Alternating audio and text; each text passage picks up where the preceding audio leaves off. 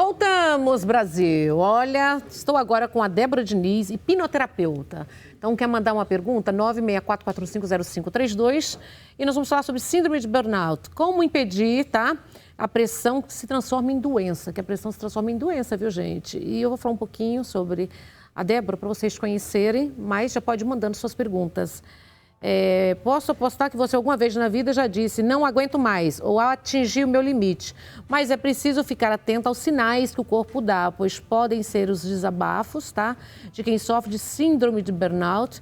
3 em cada 10 profissionais do país, profissionais Isso. Ou pessoas? Profissionais. Profissionais eu já explico. Tem essa síndrome de burnout, viu, gente? E você pode ser um deles, hein? Eu queria que você explicasse pra gente, traduzindo, mestra, o que é o burnout? Primeiro, muito obrigada pelo convite. O burnout, a síndrome de burnout, ela é o esgotamento físico e mental. Então, ela está ligada ao trabalho, por isso que a gente fala sobre profissionais. A Organização Mundial de Saúde, o ano passado, em janeiro de 2022, na CID-11, que é a Classificação Internacional de Doenças, ela classificou o burnout como um fenômeno ocupacional. Então, ele está ligado ao trabalho. Então, é um esgotamento físico e mental ligado ao trabalho. Extremo, né? Extremo ligado ao trabalho. E quais os sinais que vai manifestando para a pessoa chegar a investigar, né? Porque a gente é sobrecarregado muitas vezes e de repente pode estar aí, como você mesmo disse, são muitos, né? O número está alto, né? Como a gente percebe isso, né? Eu falo sobre 4 red flags. Então, que é para a gente ter um sinal vermelho para olhar para si, né? O primeiro, falha de memória. Quantas vezes a gente passa no dia e muitas vezes dá aquele branco, né? Então, assim, numa reunião do trabalho, você preparou todo um relatório, estudou toda a apresentação, na hora da apresentação, a memória falha, deu um branco. Esquece o nome de pessoas, esquece telefones, esquece contatos que você tem que fazer. Então, esse é o primeiro. O segundo, aquele cansaço extremo. Quando você acorda de manhã já se sentindo cansado. Isso não é natural, não é normal, né? Então, segundo. O terceiro, irritabilidade. A irritabilidade é uma das coisas que a gente mais tem que prestar atenção e que acontece hoje com a grande maioria das pessoas. Você está no trânsito, alguém buzina do seu lado, nem é para você e você se irrita. Sim. Xinga o outro motorista. Né? O seu vizinho está fazendo uma reforma, uma obra, você vai lá bater na porta dele para brigar com ele, porque Paciência zero. Eu não aguento mais esse barulho, exatamente. Então, é o terceiro. E o quarto, quando a gente começa a ter alteração no sono. Eu nunca tive um sono muito bom, mas eu começo a ter mais interrupções durante a noite. Então, eu acordo às vezes às 3 da manhã, às 4 da manhã, e a minha cabeça começa a trabalhar. Então, isso é uma característica das pessoas ansiosas, mas quando é em excesso... E a ansiedade? Hoje está muita gente com ansiedade e depressão. Então, a ansiedade, ela é uma coisa boa para o ser humano. Você esperar alguma coisa acontecer. Quando ela está desregulada, quando ela é em excesso, é que é o grande problema. Porque o ansioso, ele só vive no futuro. Então, ele está sempre esperando que alguma coisa vai acontecer e ele não consegue viver o presente. O agora, né? O agora, exatamente. Então, ele perde a vida dele inteira com aquilo, né? Mas aí a gente também pode falar um pouco mais daqui a pouco sobre ansiedade. Bom, né? Porque pode estar ligada também, uma coisa na outra? Pode estar tudo junto, né? Sério? Sério. Porque são 3 fatores que levam ao diagnóstico do burnout, né? O primeiro, exaustão emocional. O segundo, despersonalização. E o terceiro, baixa valorização pessoal. Então, o que seria isso? A parte emocional, a exaustão emocional, é quando a gente tem uma demanda de trabalho excessiva, exaustiva, que você não aguenta, né? Então está desregulado. E tenta ficar segurando e não dá um tempo, né? Exatamente. A despersonalização é quando você deixa de vestir a camisa da empresa, né? Quando a gente fala assim, eu tenho um sentimento de dono, um sentimento de pertencimento àquela corporação. Quando eu começo a me distanciar disso, não ter mais empatia com os meus colegas, não querer muito saber de nada, esse também é um dos fatores.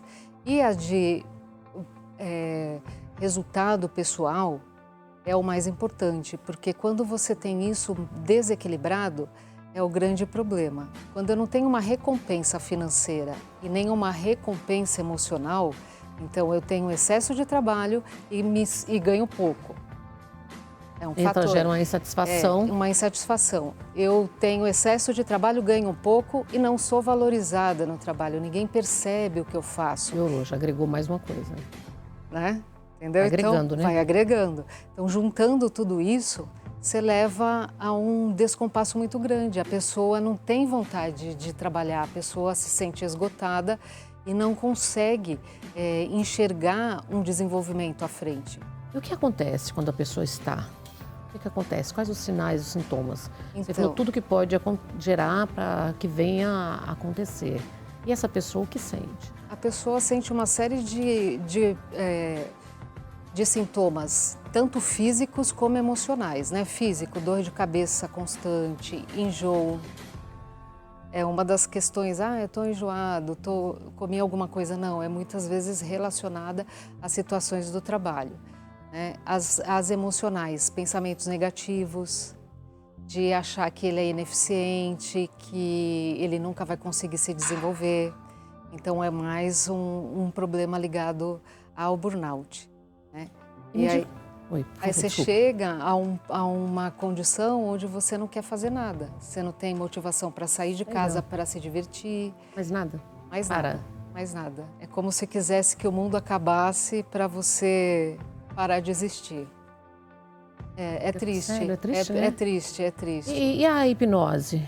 Onde entra? A hipnose entra como um dos tratamentos, né? O melhor tratamento é a prevenção. É você poder observar aqueles sinais do seu red corpo, flags, né? e cuidar, né? Porque a saúde mental ainda sofre muito preconceito no nosso país, e principalmente no trabalho, né? Acha que tudo é brincadeira e que nada é sério, na verdade está com a doença. E muitas vezes não quer demonstrar fraqueza para não perder o posto, para não ser deixado de lado. Então, a pessoa vai lutando contra aquilo. E aí, ele mesmo tem preconceito sobre isso. Né? A hipnose, a hipnoterapia, ela é boa porque você vai na raiz do problema. Você consegue entender o que aconteceu que faz com que você desenvolva padrões que te levaram a isso. Que te levaram vai tratar a esse lá descompasso, no início, né? lá no início. Porque geralmente o que dita o nosso comportamento de vida está entre os 0 e os 7 anos, que seria a primeira infância, ou entre os 7 e os 12 anos. Então, coisas que aconteceram nesse período levam a gente a agir da maneira como a gente age hoje. Se a gente entende isso, pode ir lá e ressignificar tudo isso e desensibilizando, né?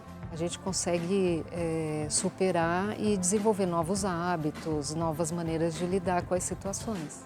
Como que é o trabalho? Já que a gente diagnosticou, e como que a gente pode fazer uma vez por semana? Como que é esse tratamento? Com a hipnoterapia, como a gente faz? Ela pode ser associada a outro Ela tratamento? pode ser associada a outras terapias, inclusive ao tratamento psiquiátrico, médico, que muitas vezes Acho que tem que parar tudo às vezes, né? Tem, por isso que foi muito bom de ter sido classificado pela CID-11 como doença ocupacional, porque os profissionais têm suas condições garantidas hoje, tanto previdenciárias como legais, né? Então, ele pode se afastar da empresa hoje sem perder o posto dele, né? E sem deixar de receber o salário. Então, tá vendo? Olha, já tô tendo falha de memória. Já deu uma pausazinha, vamos começar a dar uma analisada. Eu tive síndrome de burnout. Teve? Tive. Eu trabalhei durante muitos anos na indústria farmacêutica como gestora de vendas de grandes equipes, com uma pressão imensa, né? Eu cheguei a trocar mala em aeroporto, então eu passava mais tempo fora da minha casa do que em casa. E eu acabei desenvolvendo a síndrome de burnout. Eu demorei muitos anos para conseguir me livrar dela. Porque eu fiz várias terapias, eu fiz vários tipos de tratamento. E com a hipnose foi que eu consegui realmente me ver livre disso. Muito tempo? Muito. Tratamento? Não, 3 sessões. Sério? Sério. E com intervalo, que foi a pergunta que você tinha feito, né? Quanto tempo? Um intervalo de 1 mês entre uma e outra. Por quê? A gente precisa fazer com que o nosso cérebro consiga implementar todas aquelas mudanças que a gente fez durante a terapia. Então, a gente usa a neuroplasticidade cerebral, né? Eu preciso desse tempo para que ele inclua novos hábitos. Se eu fizer toda semana, não, o que eu faço no meu trabalho? Após a primeira sessão, intensificar o trabalho com áudios de auto-hipnose e o cliente faz à noite, antes de dormir ou quando ele acorda de manhã, para que potencialize todas as mudanças que a gente programou no dia da sessão. Essa hipnose é uma hipnose diferente dessa outra que a gente costuma ver? É que a hipnose, ela tem a hipnose de palco, que é o que a gente vê geralmente na televisão, que são as brincadeiras, ou de esquecer o nome, de colar as mãos, né? De comer a cebola falando que é uma maçã. E tem a hipnose clínica, né? Que hoje tem vários trabalhos científicos comprovando a eficácia dela. A hipnose, ela é muito antiga, ela remonta aos tempos do Egito, né? Dos faraós, com aqueles templos do sono, onde os sacerdotes levavam as pessoas para fazerem curas dormindo com indução hipnótica, né? Então, todo mundo consegue ser hipnotizado? Todo mundo consegue, porque tem muito mito. Tem muito isso, né? Atrás que não disso. consegue, que consegue. Porque a hipnose é um estado natural da nossa mente. Tá? Então, é um processo que acontece com todo mundo várias vezes durante o dia. Quando você está concentrada fazendo o seu trabalho, você não nota, a gente está aqui conversando, se alguém falar aqui do nosso lado, a gente não percebe, a gente está em transe nesse momento. Quando entra em transe, então a pessoa já mais... Você não perde a consciência nunca, porque a hipnose, ela é um estado de consciência onde você vai ter um foco numa situação e a consciência periférica está diminuída. Então, eu nunca perco a consciência. Ninguém consegue pedir sua senha do banco. Esse é um dos mitos, né? Esse é um dos mitos, exatamente. A pessoa fala, não sei o que vai colocar, como vai programar minha mente, o que vai falar comigo. E o mito de, eu não consigo. Não, todo mundo, porque essa é uma condição sua. Eu consigo te hipnotizar se você quiser. Se você não quiser, você não vai ser hipnotizado, né? Então, esse estado de transe é que faz com que a gente drible o fator crítico. O nosso fator crítico é aquele que está lá dizendo, isso é bom, isso não é. E consiga ir nessa memória que está no subconsciente. E consegue trabalhar e ajudar, né, a resolver esse problema. Exatamente. Implantado às vezes na infância. Implantado às vezes até no útero da sua mãe. Sério. A gente tem memórias desde que o cérebro é formado, a partir do 3º mês de gestação, mais ou menos. Desde essa época a gente armazena dados. É como se a gente tivesse uma super filmadora e tudo que acontece na nossa vida desde aquele momento está gravado. Quando você está na barriga da mãe, o sentimento é o que a mãe vive. Então, as situações que a mãe vive durante a gestação, você vai armazenando ali. Então, se ela passar por um acidente, por uma situação de... Vai pegar os traumas. Exatamente, você já guarda aquilo. A partir do 0 aos 7 anos, você não tem nada, você está zerado, você acabou de nascer. Então, todas as informações que vêm das pessoas mais velhas, que seriam os nossos pais, avós, professores, tios, todo mundo que é mais velho são as autoridades. Entram na nossa mente como grandes verdades. Então, é como se eu tivesse uma casinha sem um telhado. E aí, tudo que tem ali, eu preciso aprender a segurar o garfo. Aprendi. Eu preciso aprender que ganhar dinheiro é difícil. Tem que trabalhar muito, é difícil. Então, todas essas crenças, a gente vai acumulando... Esse é o problema do tipo de crença que a gente implanta nessa mente, período, né? Exatamente. Não é culpa da criança, mas é culpa do meio onde ela vive. Ou até mesmo da informação, né? Que aprendeu antes com a família. Então, você fala assim, está meio no DNA, mas é porque a gente acaba depois que cresce, voltando nessas memórias iniciais. Bom que tem jeito agora também, né? Tem. Maravilhosa. Rede social, Débora, como que nós encontramos você? O meu Instagram, @DéboraDinizOficial, e o meu site, www.deboradinizhipnoterapeuta.com. Ali tem uma série de artigos que eu escrevi, já foram publicados, várias informações, contato.